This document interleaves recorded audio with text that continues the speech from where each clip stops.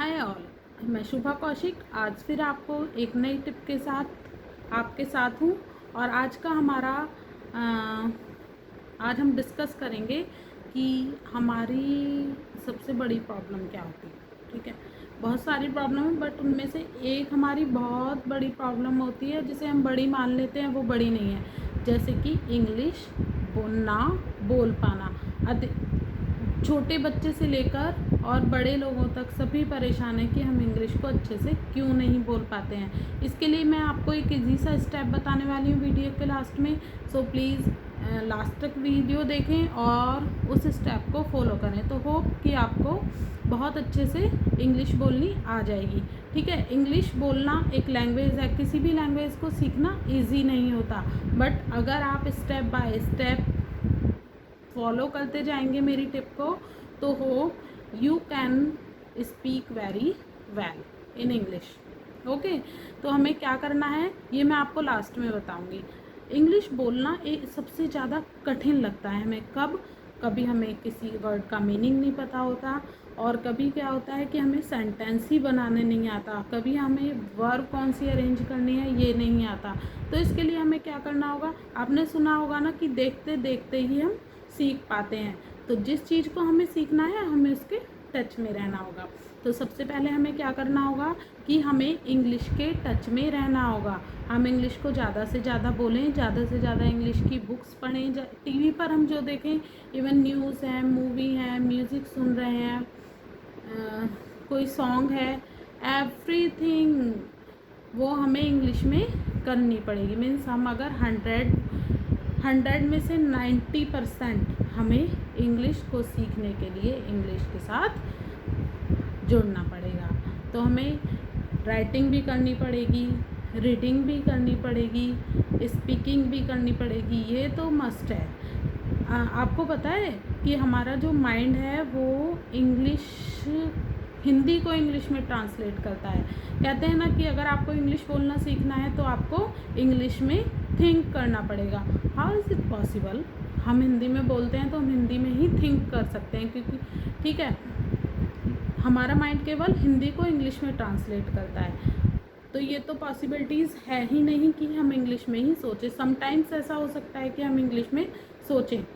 कैसे होता है? जैसे कि कोई वर्ड है बॉल, बॉल हमारे माइंड में हमेशा इंग्लिश में ही आएगा। गेंद कम आता है क्योंकि हम बॉल को अगेन एंड अगेन सुनते रहते हैं, बॉल वर्ड को।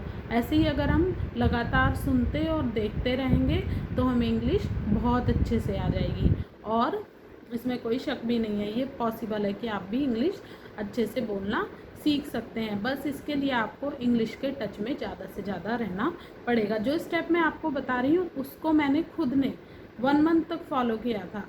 ओके, मैं आपको केवल 15 डेज़ ही बोल रही हूँ, 15 डेज़ तक ही आप कीजिए। इसके लिए आपको क्या करना पड़ेगा, 15 डेज़ तक आपको केवल इंग्लिश में ही बोलना है। मैंने आपको वीडियो के स्टार्टिंग में बताया था कि मैं आज आपको एक टिप देने वाली हूँ जिससे कि आप इंग्लिश बोलना बहुत अच्छे से सीख जाएंगे।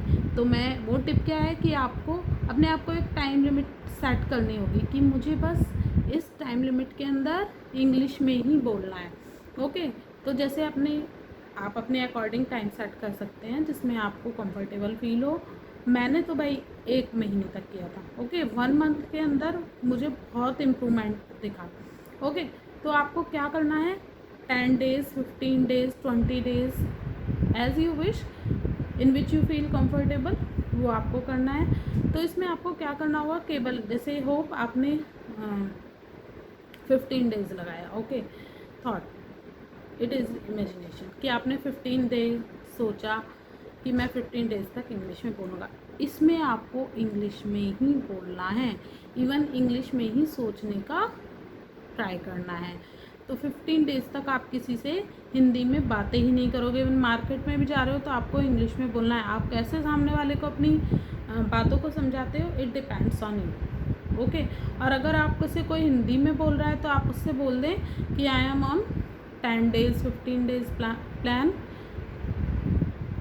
please support me, I am sorry, I cannot speak in Hindi। Okay, तो इसके लिए आपको यही करना होगा, इस सेंटेंस को आप बिल्कुल रट लें कि sorry, I am in 10 days plan, I can not speak in Hindi, so please support me. तो ये आपको करना पड़ेगा।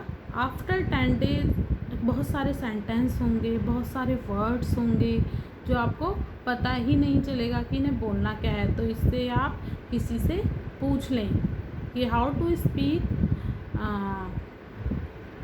आम इन इंग्लिश। ओके, मुझे कल वहाँ जाना है, how to I translate this in English.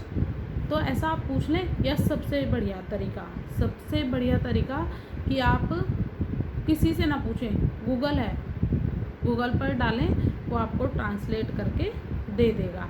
और इससे क्या होगा कि आप 10 days के अंदर या 15 days, जो भी आपके 10 होगा, 10 के अंदर हैं जितने भी डेज, उतने डेज में आप खुद से देखेंगे कि आप के अंदर कितना इम्प्रूवमेंट आया है। तो प्लीज़ आप इस टिप को फॉलो करके देखिए और फिर मुझे कमेंट बॉक्स में आफ्टर 10 days डालना कि आपको इससे कितना इम्प्रूवमेंट मिला है आपकी इंग्लिश बोलने के तरीके में।